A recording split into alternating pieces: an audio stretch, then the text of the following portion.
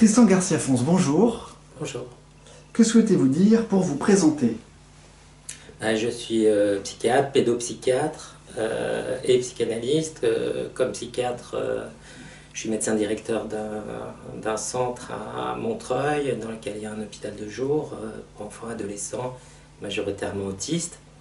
Et puis sinon, j'ai une activité de psychanalyste en cabinet.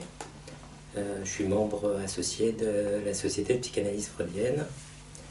Voilà. Actuellement, je co-anime un séminaire de recherche qui s'appelle Psychanalyse et création, et j'ai co-animé longtemps un séminaire sur l'adolescence, un séminaire d'enseignement qui s'appelait l'atelier clinique de l'adolescence.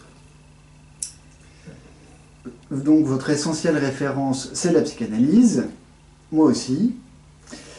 On ne peut franchement dire qu'à l'heure où nous enregistrons, ce soit être à la mode.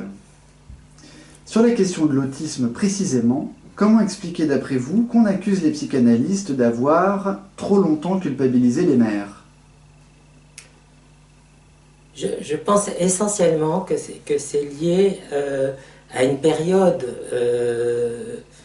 qui va jusqu'à la fin des années 90 où la psychanalyse était hégémonique et où l'approche de l'autisme du côté des analystes se fondait essentiellement sur des hypothèses psychogénétiques, parce qu'il a amené à un travail centré beaucoup sur la relation mère-enfant, etc., qui a pu être vécu par des parents comme culpabilisant, ou en tout cas se rajoutant à ce qui peut être la culpabilité essentielle de tout le monde, et en particulier quand on a des enfants qui sont malades. Donc je vois un effet ou une conséquence d'une période surtout qui a existé à partir des années 60 jusqu'à l'an 2000, où il y avait aussi, on peut le dire aussi, une certaine arrogance d'un certain nombre de psychanalystes qui pouvaient prétendre finalement un certain savoir sur comment s'occuper des autistes. L'attente qu'il y a eu d'ailleurs auprès des psychanalystes de la part de certaines familles a été d'une certaine façon déçue. Donc on a un revers, un retour de bâton de cette période-là.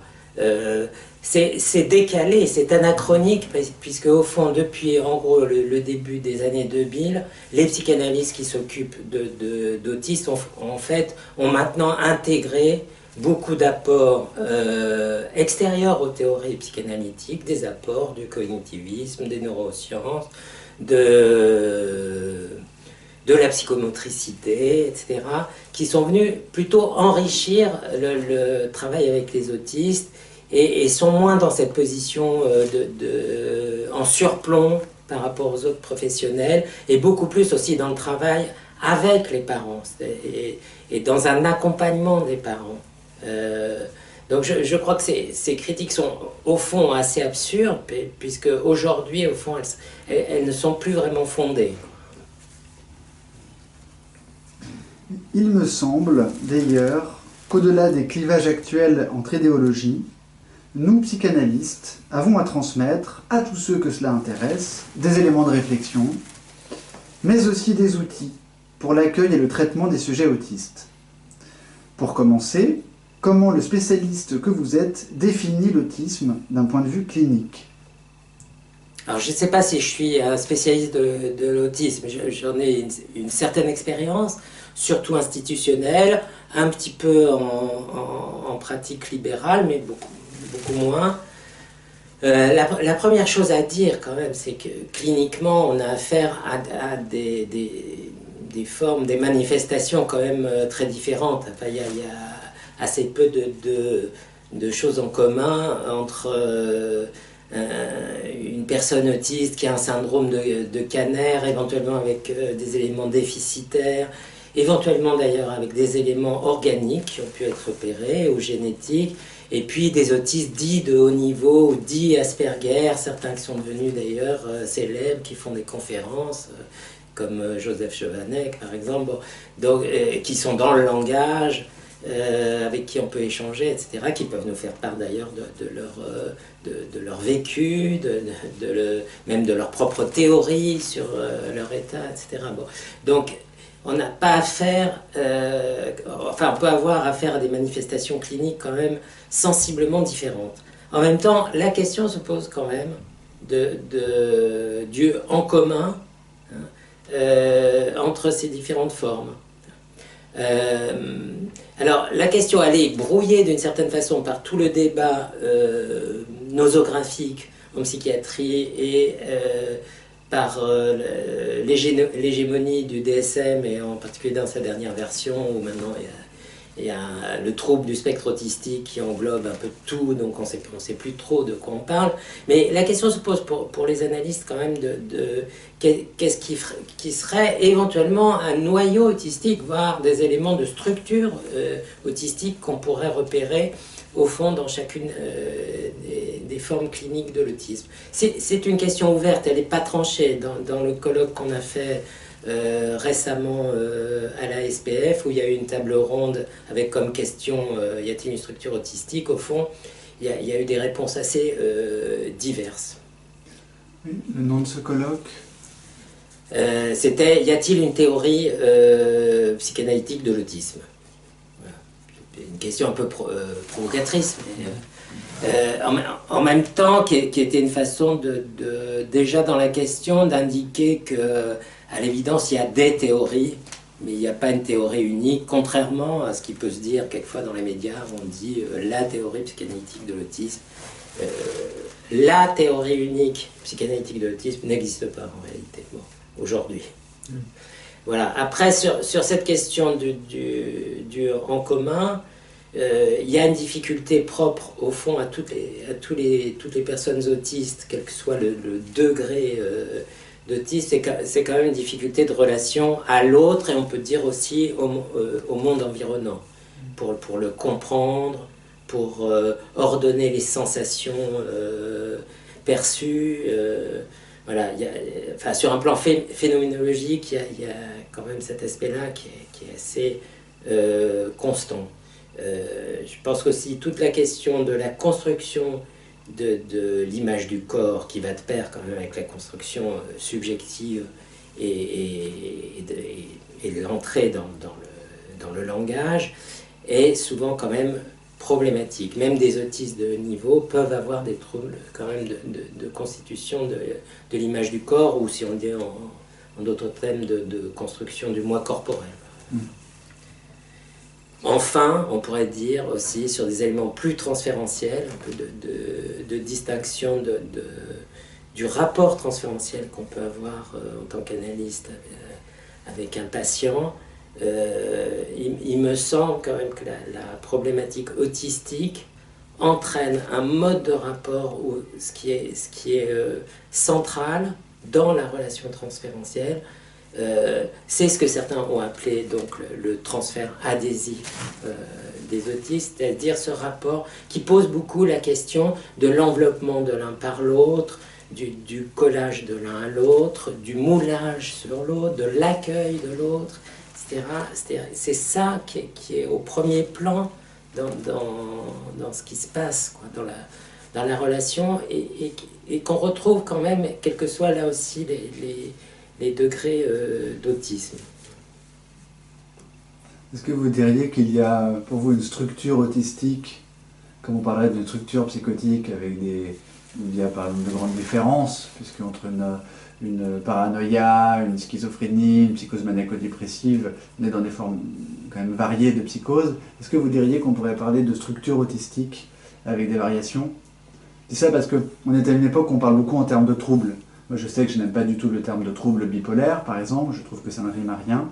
Et donc on parle aussi de troubles autistiques. J'ai entendu récemment que je ne sais plus quelle étude nord-américaine évoquait les cas d'un enfant sur 59 à l'heure actuelle qui aurait des troubles autistiques, ce qui paraît absolument énorme. Donc je ne sais pas de quoi on parle quand on parle de ça. C'est-à-dire le mot trouble tel que vous l'utilisez, là il est vraiment référencé à la conception DSM, disons. C'est-à-dire le terme trouble traduit le terme anglais disorder, Hein. Si on prenait le terme trouble tel qu'il existe dans sa définition en français, c'est-à-dire que, comme on dit, un liquide troublé qui peut décanter, etc., avec une partie liquide solide, etc., ça serait déjà plus intéressant, mais c'est pas dans ce sens-là que c'est utilisé. Donc là, on est plutôt du côté de la dissolution, on pourrait dire de la clinique, voire de sa disparition, pour repérer que des choses comportementales superficielles, et finalement, en créant des catégories très floues, etc. Du côté de la question, enfin, pour ce qui est de votre question sur la structure, bon, j'ai répondu déjà un peu en partie, au fond, moi en mettant l'accent sur la structure de transfert. Hein. C'est-à-dire qu'est-ce qui est dominant comme structure relationnelle. Hein. Voilà. Est-ce qu'on ne peut pas tellement aller au-delà, là où on en est, je trouve, dans la théorisation psychanalytique de l'autisme ou des autismes aujourd'hui. On est moins avancé, à mon avis, que par rapport à ce qu'on peut dire de la structure névrotique ou de la structure psychotique. Je penche quand même plutôt pour cette idée d'une structure. En même temps, on est obligé beaucoup plus de penser de façon, alors pour le coup, développementale, dans la mesure où avec l'autisme, on est ramené beaucoup à la question de l'origine, de ce qui se met en place ou de ce qui ne se met pas en place, et en l'occurrence qui concerne ce qui est pré-spéculaire. Voilà, donc il y a des éléments structuraux quand même, il me semble, qui me paraissent assez communs à un certain nombre de troubles que présentent des personnes autistes. D'accord. Alors, une question plus sociétale maintenant. L'autisme est une pathologie dont on parle beaucoup en France ces dernières années. Les sujets autistes disposent d'un plus grand capital sympathie auprès du grand public que les schizophrènes, par exemple.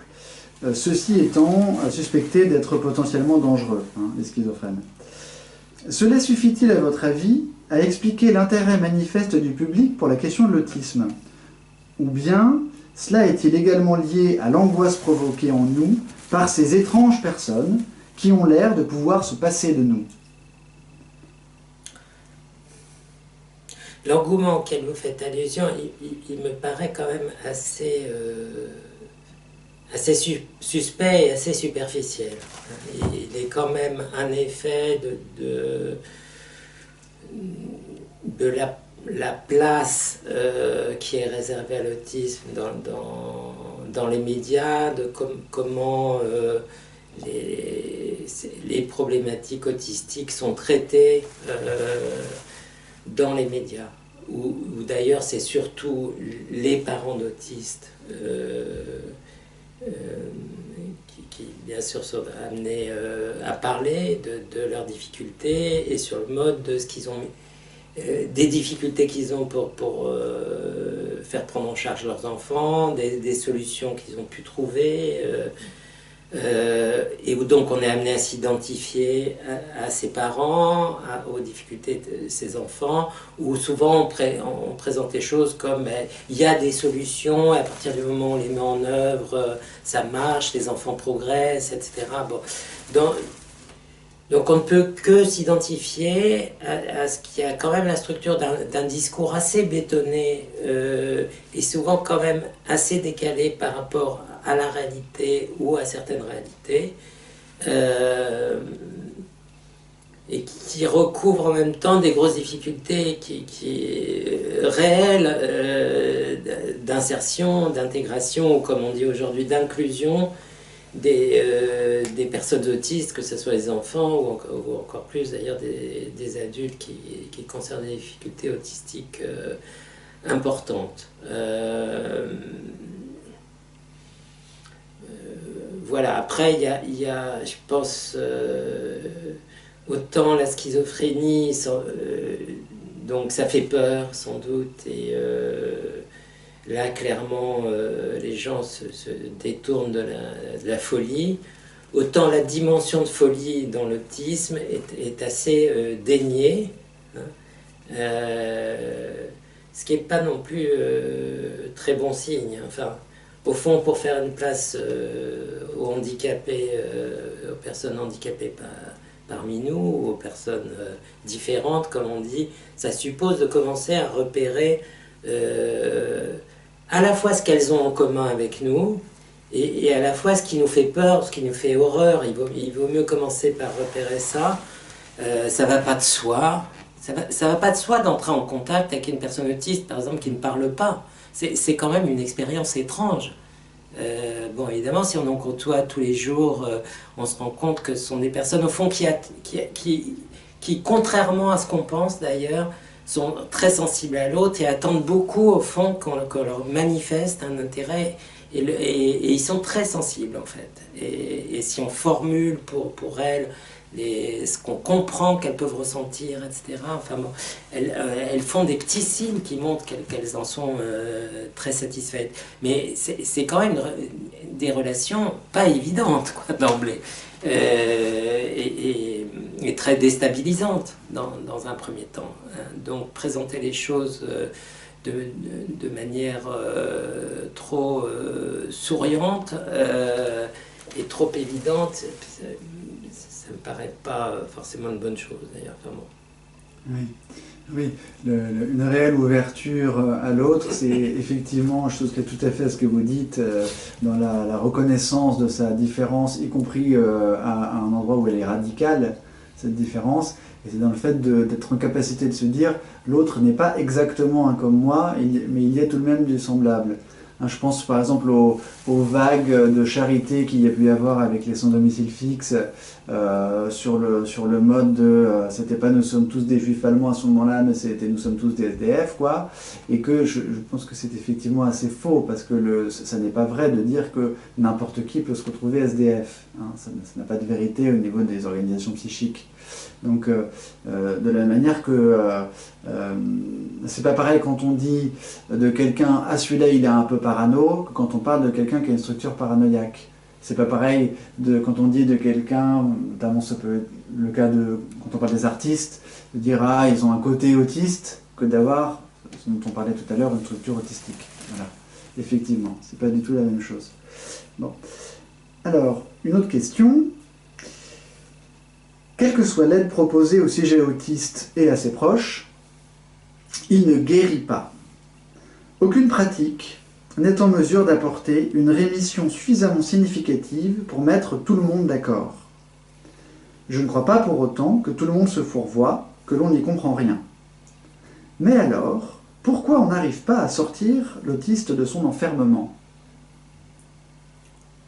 Alors, ça dépend, parce que puisqu'il y a quand même différents degrés, différents types de manifestations autistiques, il y a des personnes autistes qui progressent suffisamment pour avoir quand même une vie sociale, affective, éventuellement de travail, même si le travail assisté, satisfaisante. De ce point de vue-là, on pourrait dire qu'il y a un certain degré de guérison. Il y a aussi le fait que maintenant, puisqu'on s'occupe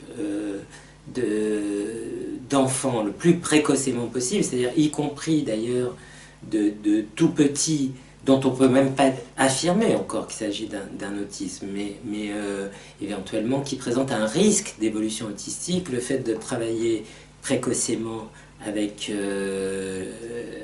l'enfant et ses parents, ça c'est des choses où on obtient des effets et des évolutions tout à fait positives, et où on évite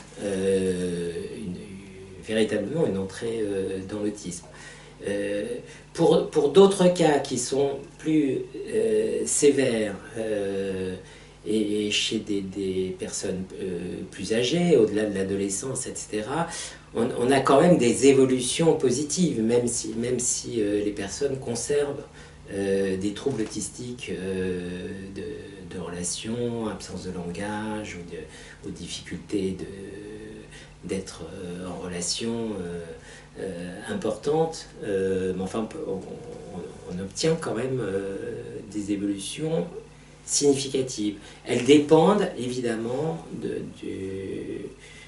des manifestations qui existaient ou qui existent au départ. Donc il y a toujours ce côté cas par cas. Hein. Alors c'est important de dire, par rapport à ce que vous disiez, il n'y a pas une solution à l'autisme, c'est sûr. D'abord parce qu'il n'y a pas un autisme, où il n'y a pas un seul type d'autiste, où chaque autiste serait le représentant d'une catégorie de l'autiste toujours identique, etc. Chaque cas est différent. Et puis il n'y a pas une solution unique. D'une part parce que les solutions doivent être adaptées à chaque situation, à chaque âge, à chaque situation, à ce qu'on en connaît, etc. Et d'autre part parce qu'il n'y a pas une réponse thérapeutique, on peut dire, ou même globale, hein, c'est-à-dire éducative, pédagogique, thérapeutique, qui à elle seule règle tous les problèmes. Hein, c'est bien l'ensemble des prises en charge qui importe. C'est vraiment l'idée de la pluralité, d'ailleurs, sur laquelle je veux insister, qui a été à l'origine du collectif que j'ai cofondé, qui est Convergence Autisme Pluriel, qui défend avant tout cette idée de la pluralité. Pluralité des autismes, pluralité des intervenants aux côtés des parents, et pluralité des réponses qui prennent en compte chaque situation particulière. Ça me fait penser justement on parle aussi finalement de la place d'un sujet dans un certain nombre de groupes, on va dire dans un emboîtement de groupes, c'est-à-dire aussi bien la cellule familiale que le groupe local, que le rapport à l'école, que le groupe sociétal. Hein. Donc je me demandais quelle était votre position sur l'inclusion des enfants autistes à l'école, dans des écoles dites un trajet scolaire classique, normal. Bah, je pense que c'est très bien quand c'est possible, quoi.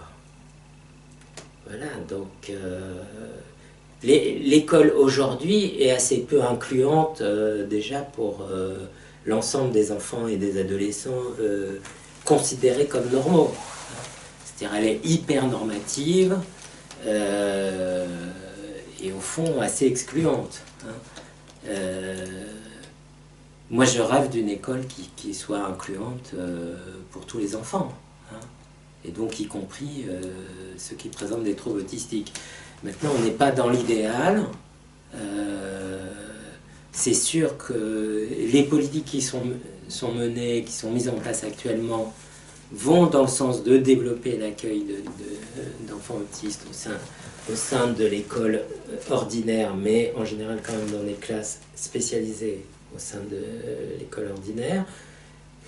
Quand c'est possible, c'est-à-dire que ça ne met pas l'enfant dans un état d'angoisse où finalement ça finit par faire plus de mal que de bien, je pense que c'est une bonne chose, quoi. Voilà, je suis d'une génération qui s'est battue pour qu'on sorte des hôpitaux psy, pour qu'on fasse une psychiatrie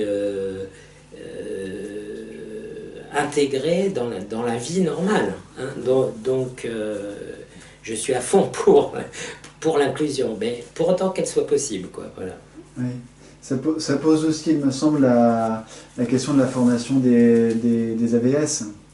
Je ne sais plus si ça s'appelle encore AVS maintenant, mais c'est vrai qu'on sait dans la pratique, je ne sais pas quelle est la vôtre, mais en tout cas, ça m'étonnerait que vous me contredisiez là-dessus, que ça dépend aussi beaucoup des personnes. C'est-à-dire qu'il y a des AVS qui sont plus facilement en lien, justement, plus facilement capables de faire cette expérience étrange d'entrer en lien avec un enfant autiste que d'autres.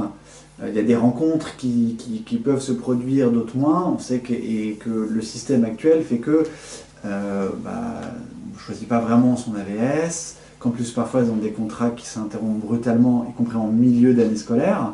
Hein, donc on le sait pour les enfants autistes qui ont beaucoup de mal au changement, qui sont très ritualisés pour la plupart, hein, c'est quand même très compliqué d'avoir ce changement aussi énorme dans un rythme qui est installé. Donc et puis parce qu'en plus, les AVS qui peuvent être formidables, dont on a grand besoin, n'ont malgré tout pas la formation d'un psychiatre ou d'un psychologue. Donc c'est sûr que dans la pratique, c'est pas évident. Je ne sais pas si vous avez des pistes là-dessus. Je sais que là, on est dans le 4e plan autisme là, qui doit bientôt sortir. Je ne sais pas s'il y a des mesures là-dessus. Alors, en fait, le 4e plan, à proprement parler d'autisme, n'est pas sorti. Parce qu'il y a eu au dernier moment aussi encore des batailles autour de la rédaction finale, etc. Donc il y a une stratégie de l'autisme qui a été présentée par la secrétaire d'État aux personnes handicapées, donc qui met bien sûr beaucoup l'accent sur l'inclusion scolaire. Voilà, après la question c'est effectivement quels moyens sont déployés pour la mettre en place. Alors il y a la question des AVS, de leur formation, etc. Il y a la question de l'accompagnement à cette politique d'inclusion. Il se trouve que j'ai participé à la création et donc à l'ouverture récente d'un CESAD, c'est-à-dire d'un service de soins qui accompagne justement en milieu habituel qui est dédié aux personnes autistes. Donc une partie de ce projet, c'est vraiment un accompagnement à la scolarité, enfin à la vie ordinaire et en particulier à la scolarité. Donc ça suppose un certain travail des membres de l'équipe qui peuvent aller à l'école, qui peuvent travailler, contribuer à la formation aussi du personnel pédagogique ou d'encadrement à l'école. Mais pour moi, c'est réservé quand même à certaines catégories d'enfants. Je pense qu'un certain nombre d'enfants qui sont dans mon hôpital de jour, par exemple, ne peuvent pas prétendre, à mon avis, à être inclus dans des classes ordinaires ou même spécialisées. À ce moment-là, ils ont une scolarité quand même au sein de l'hôpital de jour, avec des enseignants spécialisés. Et lorsque c'est possible d'ailleurs, souvent après on peut organiser des mi-temps en milieu scolaire. On revient là à cette idée du cas par cas et trouver des solutions qui sont adaptées à chaque situation. La scolarisation, c'est tout à fait important. Il faut savoir d'ailleurs que pour certains autistes, l'accès au langage oral est plutôt favorisé par l'accès au langage écrit, qui se fait d'ailleurs plus facilement. Donc, ça peut être tout à fait intéressant. Hein. Voilà, mais il faut vraiment examiner la situation de chaque enfant, de chaque personne, et concevoir un projet adapté. Voilà. D'accord.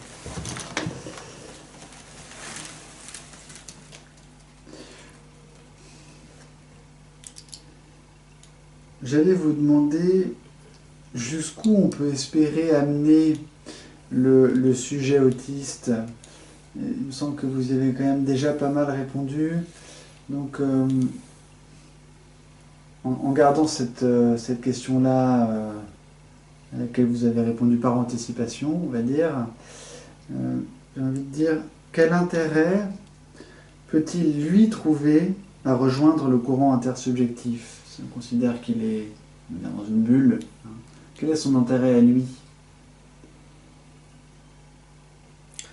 Comme je vous ai dit, je pense que les personnes autistes, en fait, sont dans l'attente d'une relation à l'autre, ou si je dis ça simplement, aimeraient pouvoir entrer en relation avec l'autre. Ils sont sensibles à ça, même ceux qui paraissent le plus lointains. Pour moi, souvent, des autistes mettons, qui présentent un syndrome de Kanner, qui semble être dans un très grand repli, sans langage, éventuellement avec des stéréotypies, etc. En fait, souvent, si on est attentif, il